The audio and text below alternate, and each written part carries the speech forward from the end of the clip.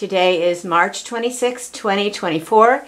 My name is Jo Reingold, and I'm here interviewing Virginia Shepard. Hi, Virginia. Thank you. Hello, Jo. Nice to have you. Glad you're here. Nice to be here. So tell us about your trip, your recent trip to Israel, some of the highlights, some of the things you did, what you learned from it, etc.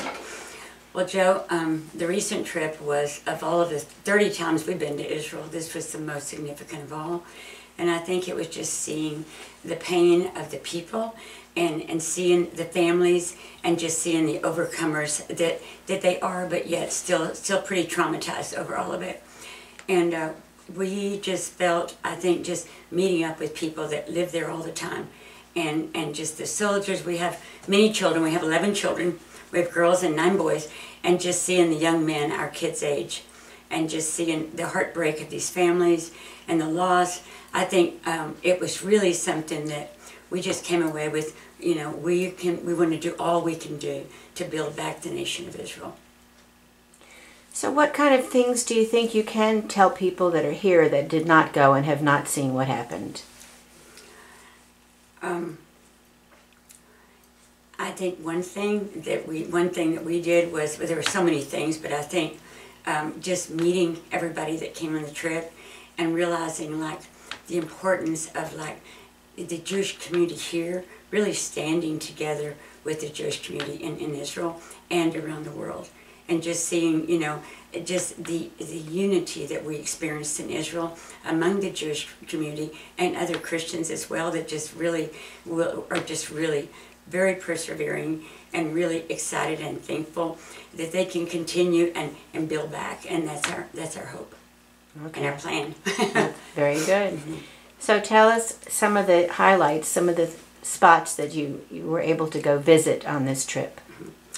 So seeing the kibbutz, that, you know, they just went from one home to the next and just pretty much just took one after the next. And being there, even though we had just been there in last April, we were in this area and we went to the Tomb of the Patriarchs, and when we went to those places, it was such a different feeling because there were malls, there was everything, it was all just modern. It looked like Dallas, you know. They were so beautiful, and seeing just the total desolation and destruction, it was really heartbreaking.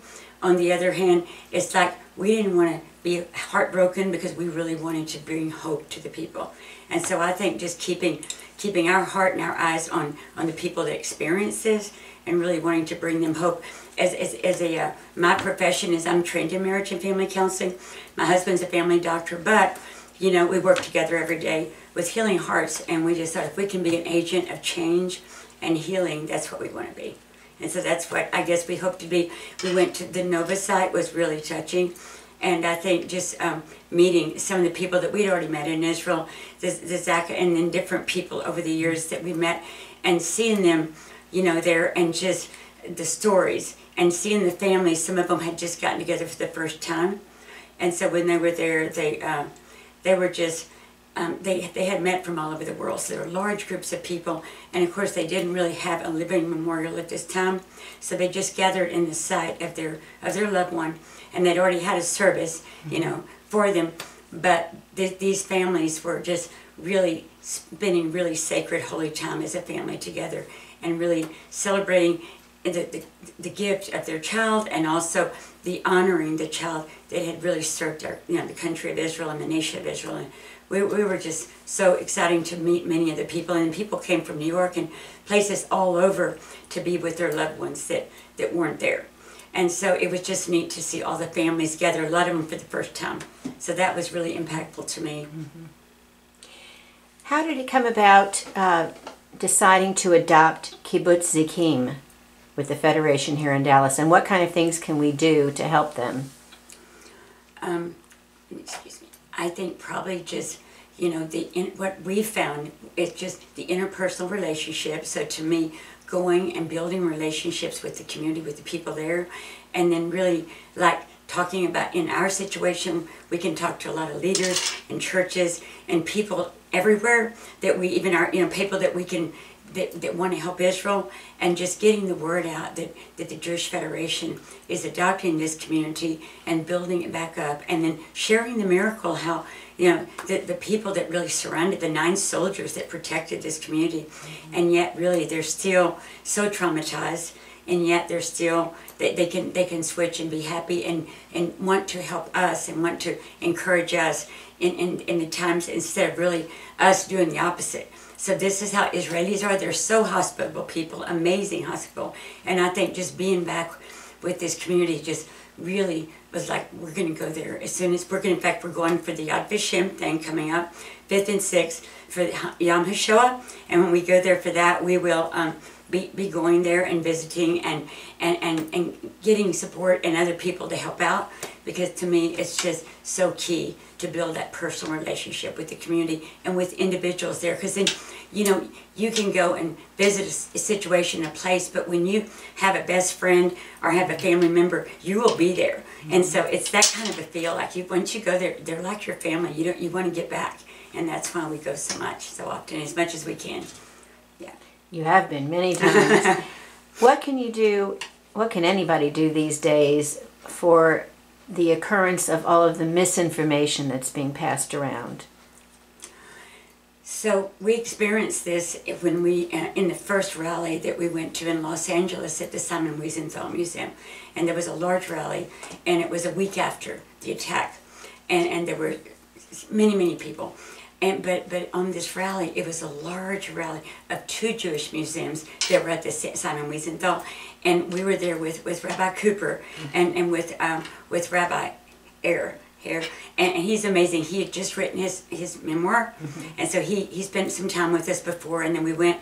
But I mean, even the people there had family members that were lost, and family members, but going there and seeing really the resilience and the determination to build back.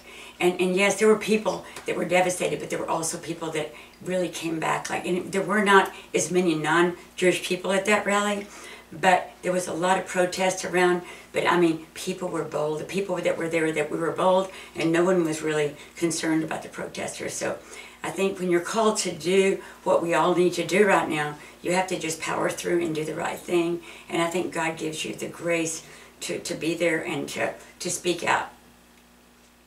Okay. How do you think you're going to stay in touch with the participants that were on this particular trip with you? What kind of things can you do with them? Well, we are in the community for a long time. We've been involved with the Dallas Church for about 19 years.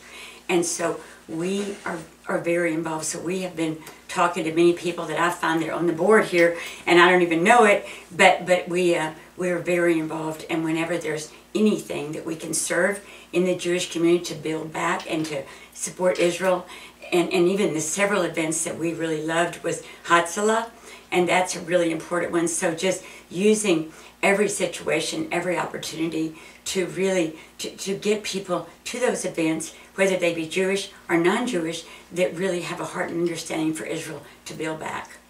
Because a lot of people don't know anything about it, but they've been there, and now they have a business partner there, or they have a friend next door, or in something like that. So it opens their eyes to truth, and I've got to do something. There's a sense of purpose in that. We appreciate that for sure. Mm-hmm. Is there anything that stands out in your mind that was perhaps the highlight of the trip? The highlight of the trip?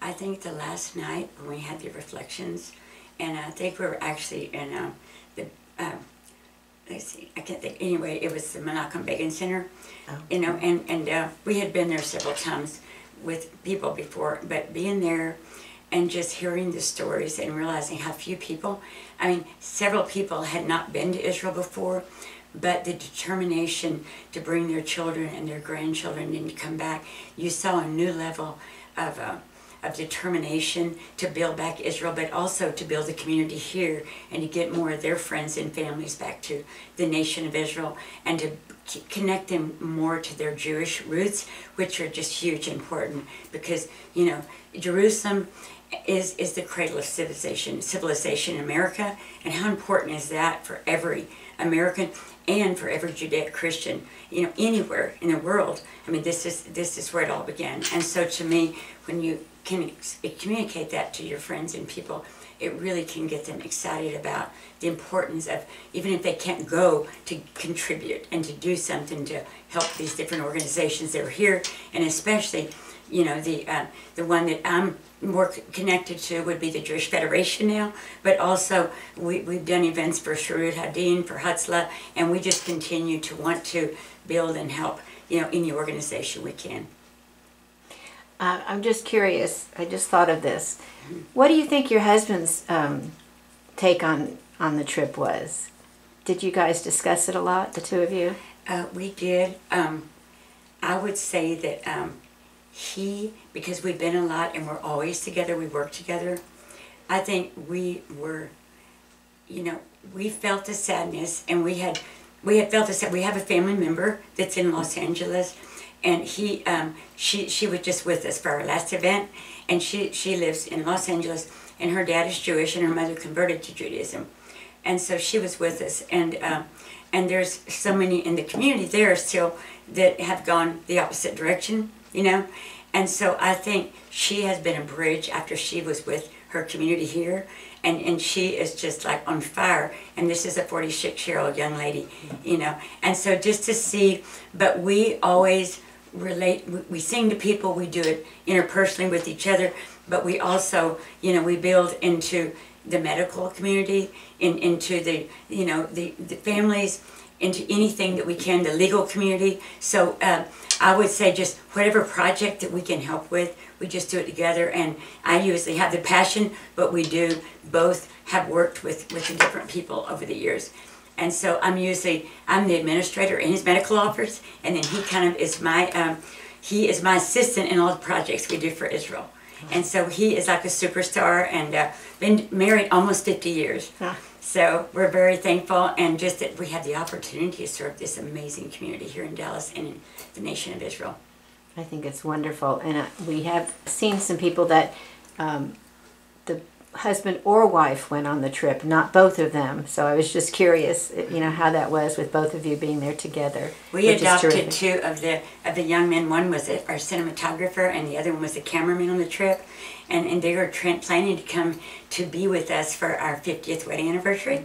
And then they also, we will be seeing on this trip. So we really adopted those two, and they've been contacting us. And the Shai is actually, his father lives in a kibbutz in the Keturah area, and we were at that kibbutz before with someone that's involved with solar energy in Israel. And so Shai's dad has liver cancer, and so we've been communicating with him and helping his dad, and he takes his father, even though he's full-time, every week from Keturah, which is a long drive, all the way to Tel Aviv for his treatments. And just a superstar, and just a wonderful young man. And so we just kind of, you know, always adopt kids because we miss our own, but also because we see like these are just like superstars, every one of them. And so it's just meeting the people and just connecting them to other people that we met in the land. So that's wonderful. Thank you. Well, thank you so much for being here today and sharing your stories. It's terrific. We appreciate it. And we'll have you sometime to our home. We'd love to. Okay, I'd love to. Thank you.